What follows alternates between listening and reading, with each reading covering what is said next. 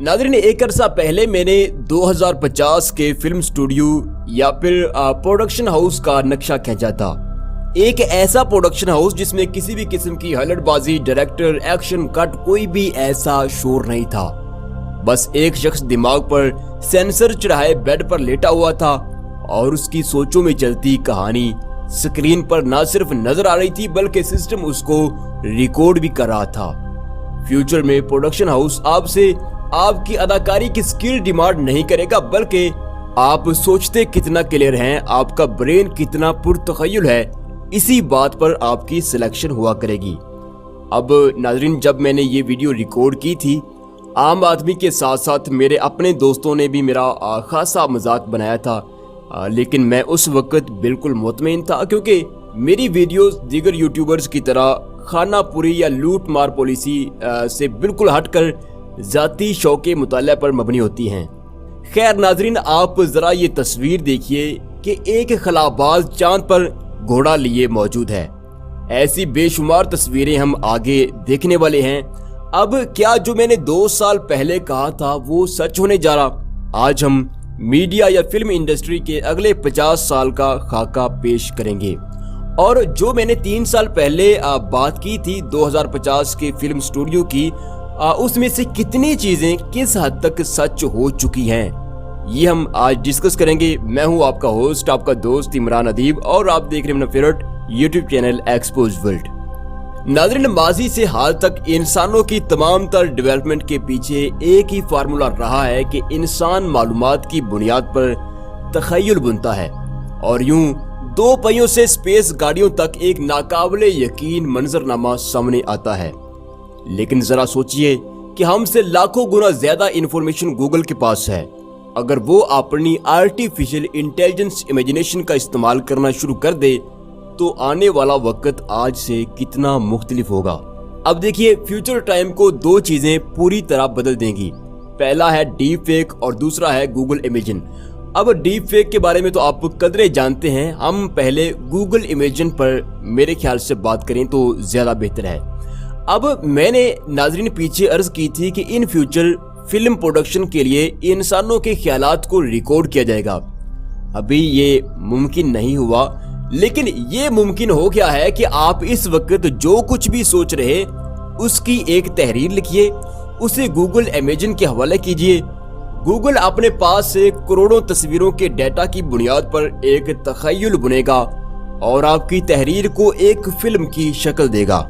और यूं सिर्फ एक आम से कमरे में बैठकर आप स्पाइडरमैन और धूम जैसी फिल्में प्रोड्यूस कर सकेंगे। अब नाज़रीन, ये तो फ्यूचर की बातें हैं। अभी जो गूगल इमेजिन प्रोग्राम जो पिछले माह रिलीज हुआ है, आम आवाम के लिए भी उन्होंने नहीं किया, लेकिन प्राइवेट कंपनीज के लिए ये सर्विस गूगल की आ चुकी है। अब गूगल इमेजिन सिर्फ इतना सा काबुल हुआ है कि आप एक मंजर लिखिए, मसलन तुलुए आफ्ताब, खिड़की पर पड़ा चाय का कप और साथ किताब। अब गूगल कुछ देर प्रोसेसिंग के बाद अपनी सोच से तैयार करदा एक तस्वीर आपके हवाले करेगा जो कि आपको बिल्कुल भी पसंद नहीं आने वाली, क्योंकि हम जो प्रोड्यूस करते हैं, हम जो तखय्युल लिखते हैं, बोलते हैं, बनाते हैं, उसके अंदर हमारे जाती मिजाज का रोमांस भी शामिल होता है। इसी तरह एक ही चीज दुनिया के अलग अलग खितों में अलग अलग तरह से एक्शन प्ले करती है। अब आप गूगल पर लिखें कि शाहिद को कुत्ता पड़ गया। अब पाकिस्तानी कुत्ते और यूरोपीय कुत्ते में बड़ा फर्क है। वो बड़ी तहजीब से पढ़ते हैं, उनके पास कोई वजह होती है, और यहाँ पाकिस्तान में कुत्ते कैसे पढ़ते हैं ये भी सबने देखे हुए हैं। इसी तरह मशरकी और मगरबी अंदाज से मोहब्बत में भी बड़ा फर्क है। तो गूगल के लिए इन जज्बाती बारीकियों को समझकर काम करना बड़ा मुश्किल है। नाज़रीन, गूगल इमेजिन अभी इतनी शानदार तस्वीरें नहीं बना पाता, लेकिन फ्यूचर की बड़ी बड़ी फिल्में इसी तरह के आर्टिफिशियल इंटेलिजेंस सिस्टम के जरिए ही प्रोड्यूस होंगी। मेरा जाती ख्याल यह है कि इन फ्यूचर डीप फेक और गूगल इमेजिन मुश्तरका पावर के साथ काम करेंगे।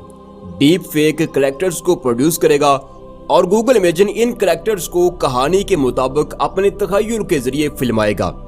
अगर ऐसा होता है तो इन फ्यूचर किस किस्म की फिल्में बनेगी, जरा खाका मुलाहिजा कीजिए।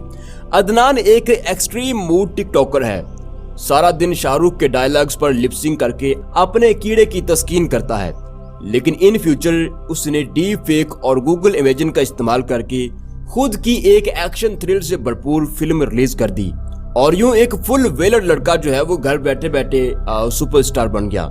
اب اسی طرح راکیش کھنہ جب خوبصورت اور جوان تھے تو قسمت ان کے ساتھ تھی، انہوں نے back to back super hit فلمیں دیں، لیکن ایک وقت بعد سب کچھ بڑھاپے کی آندھی میں اڑ گیا۔ وہ ممبئی کے ہوٹلوں میں اپنا تعارف کروایا کرتے تھے لیکن کوئی سنتا نہیں تھا کیونکہ ان کے زیادہ تر مداح جو تھے وہ بوڑھے ہو چکے تھے یا مر چکے تھے۔ لیکن ان فیوچر بڑھاپے کی آندھی اداکاروں کا کچھ بھی بگاڑ نہیں پائے گی۔ ڈیپ فیک اور گوگل امیجن جیسے سافٹ ویئرز انہی پہلی فلم جتنا انرجیٹک اور جوان دکھائیں گے۔ ابھی حالیہ دنوں میں ڈیپ فیک کا استعمال کر کے سلمان خان کی ایک ایڈ بنائی گئی ہے جس میں وہ 30 سال پہلے والے سلمان خان سے ملتے ہیں، تو یہ ایک بڑی مثال آپ کے سامنے ہے۔ اب اس کے بعد ناظرین تیسرے نمبر پر گوگل امیجن اور ڈیپ فیک کے ذریعے تاریخی شخصیات کو ری الائیو کیا جا سکے گا، یعنی زندہ کیا جا سکے گا۔ جیسے ہو سکتا ہے کہ ان فیوچر پاکستان کی تاریخ پر کوئی فلم بنے اور اس فلم میں قائد اعظم اور ان کے رفقا موجود ہوں۔ ایسی موویز قوموں کے نظریات سنوارنے، پختہ کرنے یا پھر برباد کرنے کا سبب بنے گی۔ اور آخری چیز، لیڈرز کا مومنٹم ان کی زندگی کے بعد اکثر ختم ہو جاتا ہے یا بعد کے لوگ اسے بدل دیتے ہیں، لیکن ڈیپ فیک اور گوگل امیجن کے ذریعے ہو سکتا ہے کہ لیڈرز کی للکار کو ہمیشہ کے لیے زندہ رکھا جائے۔ ہماری تیسری نسل بھی عمران خان کے جلسے کو سن رہی ہو، ایسا ان فیوچر ہونے والا ہے۔ میرے خیال سے اس وقت دنیا میں جتنی بھی انارکی پھیل چکی ہے، یہ دونوں ٹیکنالوجیز اپنے فوائد سے کہیں زیادہ نقصانات کے ساتھ وارد ہوں گی۔ آپ کا اس کے بارے میں کیا خیال ہے؟ مجھے نیچے کمنٹس میں ضرور بتائیے گا، اور اگر آپ کو یہ ویڈیو پسند آئی ہے تو چینل کو سبسکرائب کر لیجئے، کیونکہ میری ویڈیو تھوڑی لیٹ آتی ہے لیکن کوئی کام کی چیز میں آپ سے شیئر کرنے کی کوشش کرتا ہوں۔ تو اپنا بہت سارا خیال رکھیے گا۔ اللہ حافظ۔